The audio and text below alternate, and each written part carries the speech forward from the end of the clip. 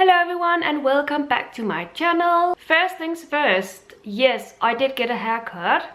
However, I'm not here to talk about my hair. I am obviously here to talk about books. More specifically, I am in this video going to take a look back at 2018 and my reading year this year, and I'm also going to look forward to 2019 and take a look at some of the wishes that I have for the upcoming reading year. What I've done is that I have gone to my Goodreads account in order to find my reading stats of 2018, because I do register all of my books on Goodreads so that I have my reviews there, I have my currently reading there, and that also means that I now have all of my numbers for this year, which I would like to share with you. First thing is obviously how many books did I read this year. I read a total of 94 books, which blows my mind. I don't think I'm going to read as many books next year, but I will get to that later, just because the majority of those 94 books I read this year, I read in the first half of the year. When we reached the end of summer, I was at about 60 books.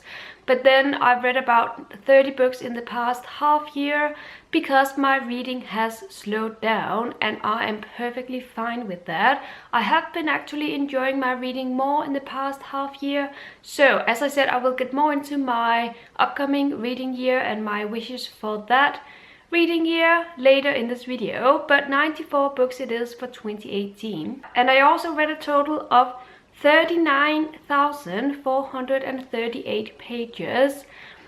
Wow, that's quite a lot. By the way, I'm filming this on December the 28th because last night I finished my last book of the year, and I'm pretty sure I'm not going to finish any more books this year, so I might still be able to squeeze some pages into this reading year, but still 39,000 pages, that's a crap ton of pages, I think. Next thing that I have on here is the shortest book I read in 2018, and surprisingly enough, that's a book that I don't consider that short. But apparently this is the shortest book I read in 2018. This is Talking as Fast as I Can by Lauren Graham. It's non-fiction. It's about Lauren Graham's life and her appearance in Gilmore Girls and what her life was like before Gilmore Girls and also afterwards. A very fascinating read. I liked it a lot. I believe I gave this one 4 stars. And according to Goodreads, the longest book I read in 2018 is The Passage by Justin Cronin. And I believe that because this is a humongous book and it's only the first installment in a trilogy. Let me see, this is about 960 pages, so that's a long book. I am currently reading the second book. I've been reading it for half a year now, and I'm not actively reading it. I put it on hold. I'm still on the fence about continuing it, but I do own the third book in the trilogy as well. So let me just show you. I am this far into the second book, the 12th, and the thing that has me on the fence is that I'm not much of a dystopian reader anymore. I used to be very much into that genre, but I'm not that hooked anymore, and most of this trilogy is obviously taking place in a dystopian world, so I have a hard time connecting with the plot and with the world. But let me know, should I continue, because I might just do that since I also own, let me just show you the third book as well.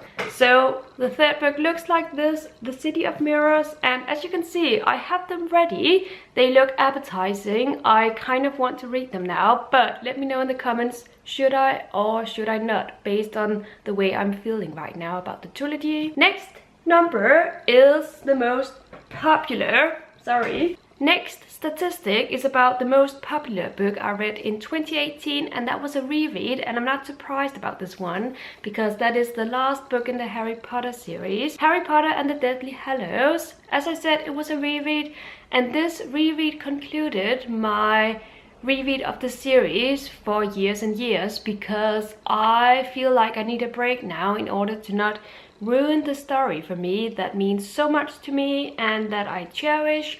I need a small break now so that when I return to it in a few years, I won't remember everything so clearly. And apparently the least favorite book I read this year, at least according to Goodreads, I believe they base these numbers on how many reviews the books have, that was Teacher, One Woman's Struggle to Keep the Heart in Teaching by Gabby Stroud.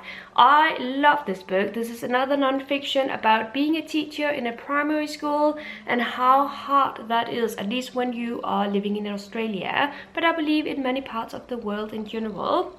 This was an eye-opener and I just loved it. I gave it 5 stars and I don't think it gets enough credit, at least according to Goodreads. I will say though that this one was published this year, so that might be the reason why not enough people have read it yet. Next we have my average rating for 2018 and that was 3.6 stars, which I'm very okay with.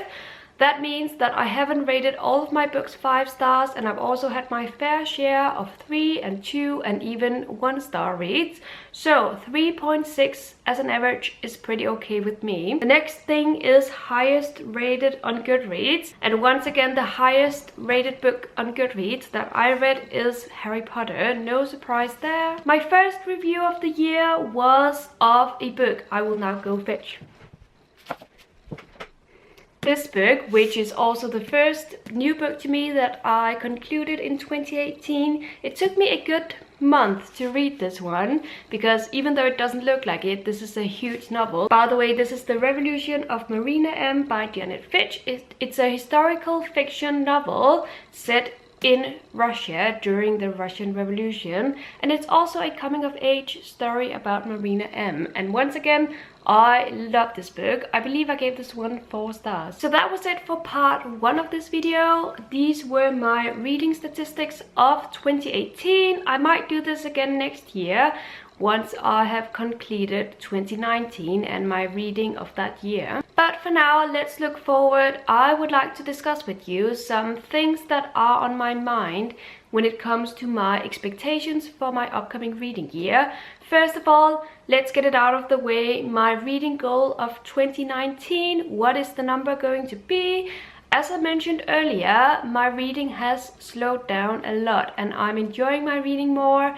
I don't feel rushed. I don't feel like I have to keep on reading and keep on pushing myself to read just because I have a whole bunch of books to read. I still have a whole bunch of books to read behind me, but I've also slowed down on my buying books so that I don't feel that much pressure anymore, and it feels great. So I'm going to continue that next year, and that means that to begin with, I'm going to set my Goodreads goal at 50 books. That sounds like a lot to some people, but then again to me it sounds like not that much. I used to be able to read 200 books in a year. I'm not bragging here, I'm just stating the facts that I was insane and I read all the time. I've kind of gotten fed with that right now, so that I'm at a point in my life in which I do not want to read all the time. I have other things to do as well, and that means that for now 50 books a year seems like a good number. If I end up reading more than that, that is perfectly fine, and the same goes for reading less than that. I'm not going to see this as a goal that I have to reach. I'm going to take it slow and casually and just read whenever I feel like it and have fun reading. Another thing I would like to get better at next year is that because I'm going to read less, I would also like to be more critical with the books that I end up reading. Meaning that I tend to pick up books that a lot of people have read and loved apparently, and then I want to read them as well. But it's not always the case that I find the plot interesting. I just pick up the book because it seems to be popular. I don't want to do that anymore because I've learned my lesson. It seems like all of those hyped books on BookTube are often not books for me, which is perfectly fine, but I want to be more considerate with the books I actually end up reading. I want to think for myself about this book. Do I really want to read it? Do I want to invest hours and hours of my life reading this book? And if that's not the case, then I'm not going to read it. I am only going to read 50 books this year according to my goal, and I don't want for those 50 books to be books that were only interesting enough but not books that I was dying to read. I'm probably going to ruin this goal for myself just because I always pick up books that are hyped and popular. I can't help it, but I will try and get better at not doing that this year or in the upcoming year. The library, I'm not sure yet. I think that Right now at the moment, I'm at a point in which I kind of want to just read the books that I already own and maybe buy a few books for myself now and again. But I also kind of want to use my library still. I've been using it a lot quite recently, and I'm not going to make a goal for myself to use it even more, because once again I just want to take it casually. But I am going to keep the library in mind and use it if I feel the need for it, because it's a great source for books that are free and that are available to you and that anyone can read. And then the last thing I would like to touch upon in this video is one book that I'm pretty sure I'm going to read next year, and that is Sally Rooney's Normal People. That's the one book that I can't help thinking about. I still haven't bought it, I still haven't checked it out from the library, and that's because I put it on my Christmas wish list. I still haven't received it, but later today I am going to exchange the last Christmas presents with my family. So I'm not going to go out and buy it until I know whether I receive it or not as a gift. That would be perfect if I did, but if not, that is just a shame and I need to rectify that. And that's actually it for books I know I'm going to read next year, because I don't want to, as I said, I don't want to kind of fool myself into thinking I'm going to read all of these books and then not read them. I just want to take it casually and have fun reading. So that is it for this video. I hope you enjoyed it, and I hope that you are going to have an amazing New Year's Eve. I might put this video up on New Year's Eve day, if that makes sense, on the day of New Year's Eve. If that's the case, Happy New Year to all of you, and have a great reading year in 2019. Thank you so much for watching, and happy reading.